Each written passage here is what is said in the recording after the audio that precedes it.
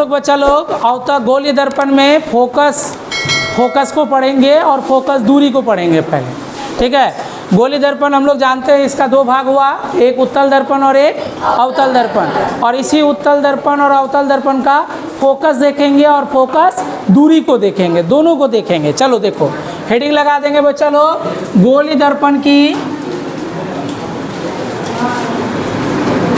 गोलीय दर्पण की फोकस और फोकस दूरी, फोकस दूरी। देखो इसको निकालने का एक आसान तरीका क्या है उसको समझते हैं। ये तरीका है जैसे हम लोग कहेंगे अवतल दर्पण की फोकस अवतल दर्पण में, ऐसे लिख देते हैं अवतल दर्पण में है, चलो ध्यान दो रे यहाँ, और एक लिख देते हैं बच्चा लोग उत्तल दर्पण में, उत्तल दर्पण में।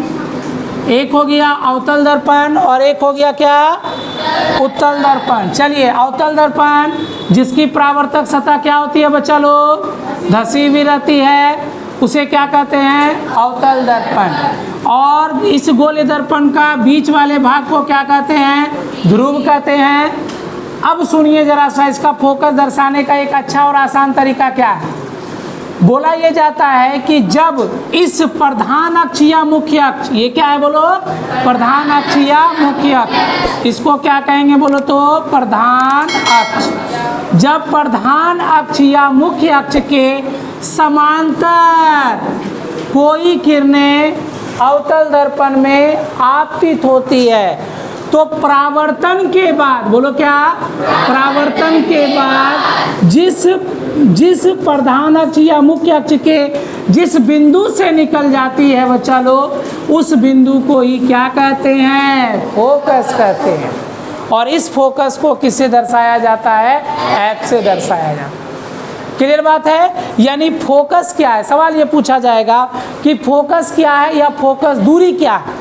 तो एक साधारण और आसान सा तरीका क्या है, बोलेंगे क्या कि जब हम प्रधान अक्ष या मुख्य अक्ष के समांतर कोई किरणों को आपतित किया जाता है तो दर्पण से टकराने के बाद वो प्रधान अक्ष या मुख्य अक्ष के जिस बिंदु पर काटती है उसी बिंदु को ही क्या कहते हैं, अवतल दर्पण की फोकस कहते हैं, जिसको किससे दर्शाया जाता है, एफ से।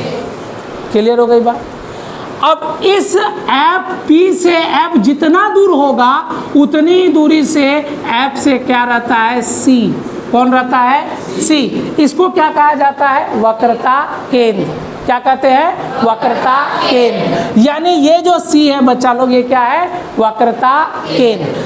अब P से F बोला जाएगा ध्रुव से फोकस के बीच की जो दूरी होगी, इसको F लिख दो ऐसे, ध्रुव से फोकस के बीच की जो दूरी होगी इसी दूरी को फोकस दूरी भी कहा जाता है।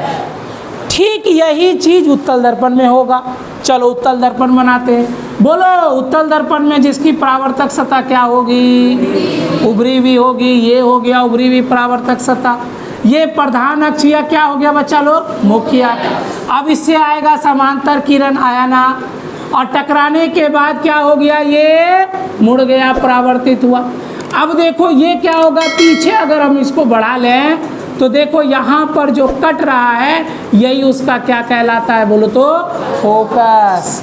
क्या कहलाता है, फोकस। और देखो आपतित किरण और परावर्तित किरण के बीच में क्या खींचा जाता है, अभिलंब। और यह अभिलंब कहाँ जाकर टच करती है, वक्रता केंद्र को। समझ में आ गया बात को।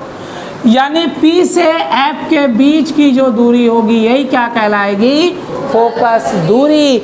और यही P से C के बीच की जो दूरी होगी ये होगी हमारी वक्रता त्रिज्या। क्या होगी, वक्रता त्रिज्या। यहाँ भी P से C के बीच की दूरी क्या होगी, वक्रता त्रिज्या।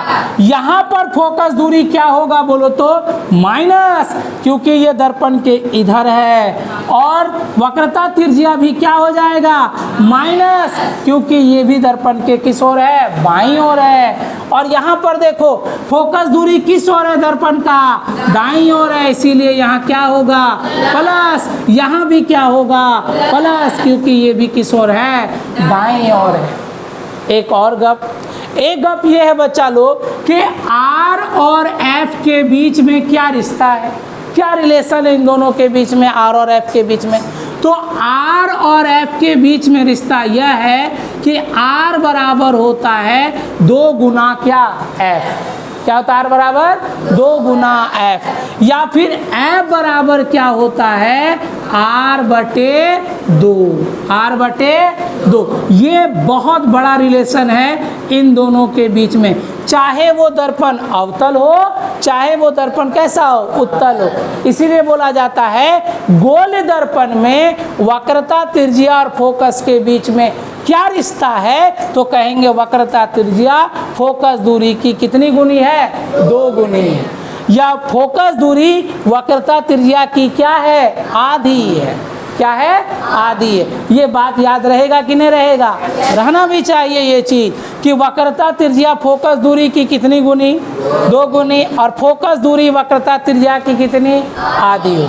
चाहे दर्पण कौन हो, चाहे दर्पण कौन हो, दोनों ही सिचुएशन में यही फॉर्मूला होगा ना।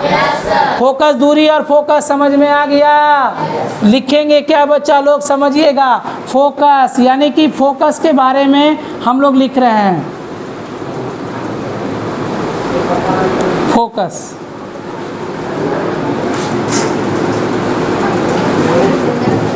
चल लिखा जाएगा। हाँ इधर वाला बंद कर दो। जब गोली दर्पण में कौन कौन आ जाएगा जी, अरे गोली दर्पण में कौन कौन आ जाएगा, उत्तल और अवतल, उत्तल हैवान या अवतल। जब गोली दर्पण के प्रधान अक्ष या मुख्य अक्ष के समांतर किरणों को आपतित किया जाता है तो दर्पण से परावर्तन के पश्चात मुख्य अक्ष या प्रधान अक्ष के जिस बिंदु पर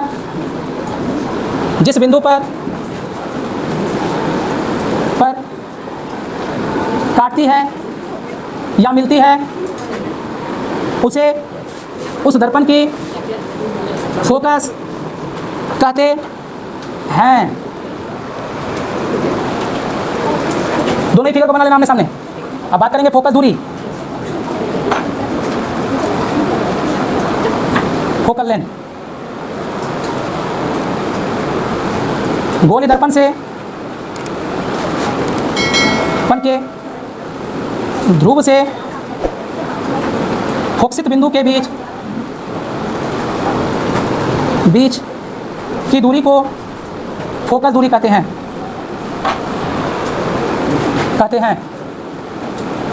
जिसे F से दर्शाया जाता है और F बराबर R/2 होता है। चलो बच्चा लोग उतारो बढ़िया से एकदम जल्दी जल्दी। गोली दर्पण में ये बहुत इंपॉर्टेंट है, मोस्ट वेरी इम्पोर्टेंट। गोली दर्पण में फोकस दूरी और वक्रता त्रिज्या के बीच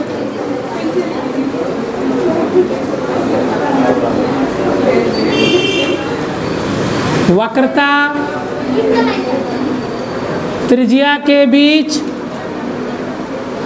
क्या संबंध है,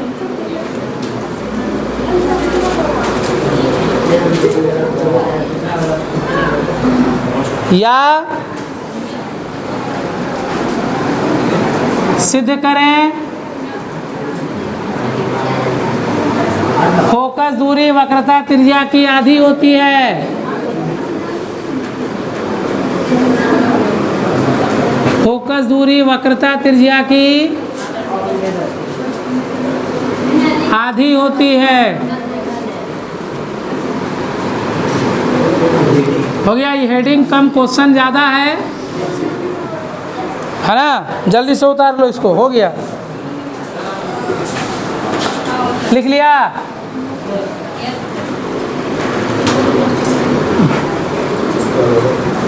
जी, हम लोग दोनों का बनाएंगे। आपके किताब में अवतल दर्पण दिया है, लेकिन हम लोग क्या करेंगे, दोनों का बनाएंगे, उत्तल अवतल दोनों के लिए। चलो एक तरफ बना देते हैं, क्या बोलो तो फिर से बोला जाए, कौन सा दर्पण? कौन दर्पण बनाए?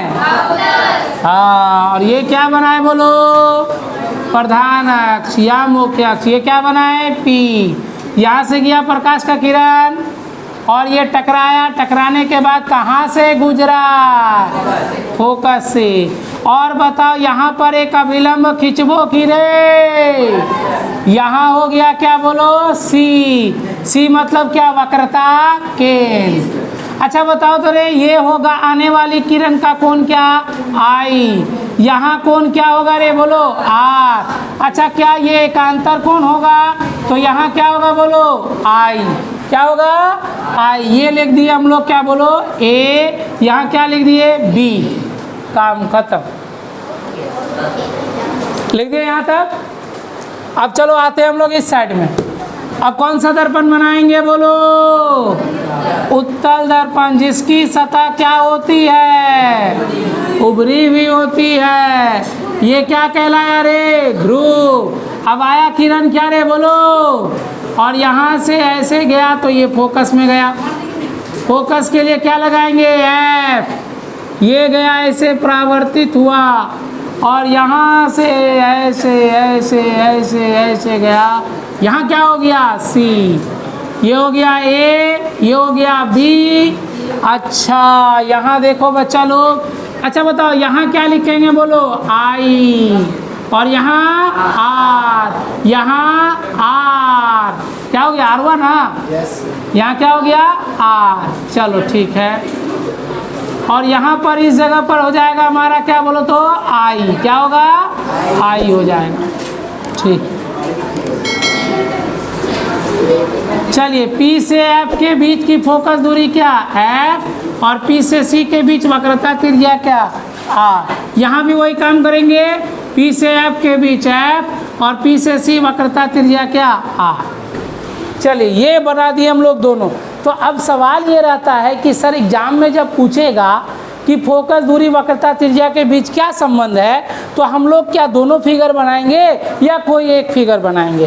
तो इसका उत्तर है बच्चा लोग, कोई एक ही फिगर बनाएंगे। क्लियर बात है? कौन सा? अगर बोलेगा अवतल दर्पण में फोकस दूरी वक्रता त्रिज्या की आधी होती है, उसको साबित करे तो ये फिगर, और अगर बोलेगा उत्तल दर्पण में तो ये फिगर। क्लियर बात है? लेकिन दोनों का जो बनेगा वो एक ही जैसा और बराबर होगा, यानी उसके लिए कोई अंतर नहीं करेंगे। जो बनेगा ना प्रूफ जो होगा तो वो अंतर नहीं होगा, दोनों के लिए एक ही होगा। ठीक है, खाली फिगर अभी अंतर है। समझ में आया? जल्दी से फिगर बनाओ। चलो यहाँ पर एक चीज़ लिख दो तो, यहाँ दर्पण के लिए L और ये L डैश, L और L डैश। माना कि L L dash, suppose that, चलो देखो, माना कि L L डैश एक गोली दर्पण है। गोली दर्पण चाहे कौन सा होगा, ये अवतल या उत्तल है।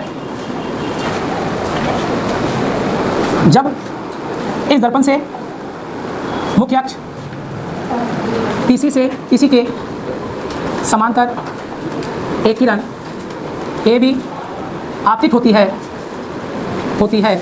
तो दर्पण से परावर्तन के बाद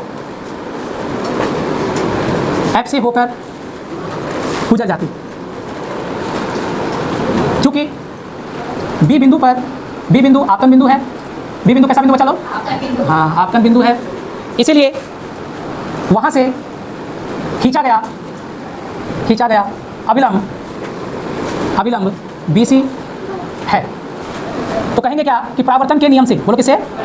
के दूसरे नियम से कर देते हैं। ठीक है, दूसरे नियम से। तो आपतन कोण परावर्तन कोण के क्या होता है? बराबर होता है। यानी देखो एंगल आई बराबर एंगल आर। एंगल आई देखो रे कोना, कोना ये देखो तो, रुक जाइए सभी लोग ध्यान दीजिएगा, ये वाला कोना बोलो तो कौन है, ए बी सी। तो कोना ए बी सी बराबर कोना ये वाला ना, तो कौन सा कोना बोलो, सी बी एफ। कोना सी बी एफ। क्लियर है बात को। अब यहाँ पर एक और चीज देखो, according to figure, according to figure. अच्छा बताओ यहाँ कोना ए बी सी जो है वो कोना बी सी एफ के बराबर होगा किस कोना के तहत, एकांतर अंतः कोण से। एकांतर अंतः कोण से। एकांतर अंतः कोण क्या बोलता है, दो समांतर रेखा में खींची गई जो तीसरी रेखा है का ये वाला कोना और ये वाला कोना क्या होता है, बराबर। तो ये वाला कोना क्या है, आई, तो ये वाला कोना भी क्या होगा, आई होगा। तो इसका मतलब ए बी सी जो है कोना क्या बोलो तो, ए बी सी वो बराबर हो जाएगा कोना किसका बोलो तो, बी सी एफ। तो कोना हो जाएगा B C F. Equation first ले लेंगे और इक्वेशन क्या ले लेंगे, सेकेंड। तो दोनों ही समीकरण को अगर हम लोग पुट करेंगे इस तरह से तो क्या देख रहे हैं कि LHS क्या है, बराबर। तो RHS को RHS के क्या कर देंगे, बराबर। तो समीकरण क्या लिख देंगे, तो समीकरण एक एवं किससे बोलो तो, दो से। तो समीकरण एक एवं दो से कोना क्या हो जाएगा, सी बी एफ बराबर है कोना किसका बोलो तो, बी सी एफ का। देखो ये वाला कोना और ये वाला कोना क्या हो गया अब हमारा, बराबर हो। ठीक है, कौन वाला कोना, ये वाला कोना और ये वाला कोना बराबर हो गया। तो बोलेंगे ये वाला कोना और ये वाला कोना क्या है, बराबर। देखो सी बी एफ, ध्यान देखो सी बी एफ क्या है, आर है ना, तो आर बराबर किसका हो गया, आई का। बोलो आर बराबर किसका, आई का। ध्यान देना जरा सा कि जब किसी दो त्रिभुज की, बोलो दो त्रिभुज की दो गो कोना, ये दो न्यून कोना, अगर ये कोना और ये कोना बराबर होगा तो ऐसे में ये भुजा और ये भुजा दोनों ही आपस में क्या हो जाएगा, बराबर होगा। यानी अगर ये भुजा हमारा B है, ये F है और ये क्या है, C है। बोलो क्या है, BF है और क्या है, CF है। तो दोनों ही भुजा आपस में क्या हो जाएंगे, बोलिए तो बराबर हो जाएंगे। यानी BF बराबर क्या हो जाएगा, FC, यानी CF हो जाएगा। BF बराबर CF। तो यहाँ लिख देंगे चूंकि, क्या लिखेंगे बोलो तो, चूंकि BCF, बोलिएगा त्रिभुज क्या, BCF एक समद्विबाहु त्रिभुज है। कैसा त्रिभुज, हाँ समद्विबाहु त्रिभुज है। इसीलिए हम लोग ये कह देंगे बच्चा लोग, इसकी दो भुजा कौन कौन बोलो तो, BF बराबर CF। तो BF जो है वो बराबर है किसका, CF का। अब एक चीज और देखो, ध्यान देना एक चीज, ये जो B है बच्चा लोग ऐसा माना जाता है क्योंकि इसकी वक्रता त्रिज्या जो है ना वो काफी छोटी है, इसीलिए बोला जाता है इसका अपर्चर यानी द्वारक काफी छोटा है, इसीलिए B P के निकट है। क्या है बोलो तो, B P के निकट है। जब लिखेंगे, चूंकि लिखेंगे द्वारक, द्वारक बहुत क्या है बोलो तो, छोटा है। द्वारक बहुत छोटा है, इसीलिए द्वारक बहुत छोटा है, अर्थात हम लोग ये कह सकते हैं, अर्थात B P के बहुत निकट है। P के बोलो क्या है, बहुत, हाँ बहुत निकट है। इसीलिए हम लोग क्या कर देंगे बच्चा लोग, अब BF न बोलकर अब क्या बोलेंगे, PF बोलेंगे। तो PF बराबर हो जाएगा किसका बोलो तो, CF का। अब ये देखो ये PF जो है ये CF के क्या होगा, बराबर हो गया। तो ये दोनों भाई साहब आपस में क्या हो गया, बराबर हो गया। तो अब बताओ तो हम लोग ये पूरा लिखेंगे क्या, आप देखो अब वहाँ जगह नहीं बचा, यहाँ लिख रहे हैं, ध्यान दीजिएगा।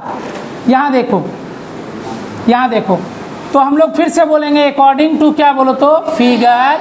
PC बराबर क्या लिखेंगे, बोलो यहाँ से यहाँ पूरा, PC बराबर क्या लिखेंगे, PF प्लस CF। बोलो PF plus CF, PF plus CF। तो ये हो गया PF प्लस क्या हो गया, CF हो गया। अब चलो देखो तो यहाँ PC बराबर, यहाँ देखिएगा जरा, चूंकि PF और CF आपस में क्या है, बराबर। यहाँ आपने कहा कि PF बराबर है किसका, CF का, तो CF के जगह में क्या लिख सकते हैं, PF लिख सकते हैं ना। तो PF पहले लिख दिया और CF के जगह में क्या लिख सकते हैं, पी एफ लिख दिए। तो पी सी बराबर कै गो पी एफ हो गया? अरे बोलो कै गो पी एफ हो गया?